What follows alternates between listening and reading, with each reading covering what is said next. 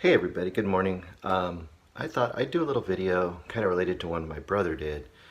A few videos back he was talking about creativity. Specifically, he was talking about how he really doesn't like when people say, you know, someone has an overactive active imagination.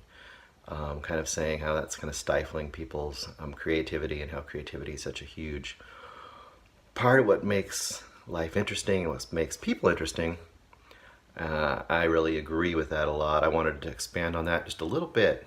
I don't usually have these kind of videos, but I thought, what the heck? I was thinking about it, so I thought I would do it.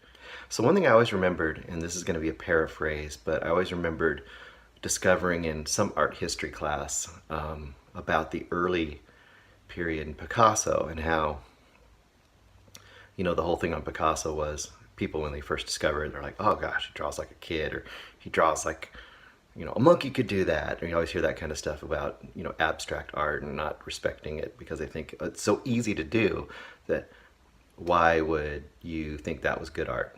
Whatever, you can like it or not like it. But I discovered in his early art that, he could do realistic representational art very well if he wanted to. And there was a really good quote from him, and once again, I'm just paraphrasing this, but it was something like, I spent the last 40 or 50 years or whatever it was at that point in his life learning how to draw like I did when I was 4. I always thought that was a great idea, like that it's, kind of getting back to that creativity. And the other thing about creativity is kind of letting go of fear. I mean, we're all controlled by some sort of fear in our lives in some way. Fear of being looking stupid, which is another thing. Weird Al, Dare to Be Stupid. I always thought that was a great idea. But, being afraid of being stupid or afraid of looking foolish or afraid of whatever it is, learning in art how to free yourself up, either whether it's writing or painting or sculpting or music or whatever it is, learning how to not be afraid of what other people think. Another thing that I always thought of about this subject was how kids draw birds. And this is another thing I remember seeing in, I think it was in a psychology class. It could have been an art history class too. It was probably a psychology class.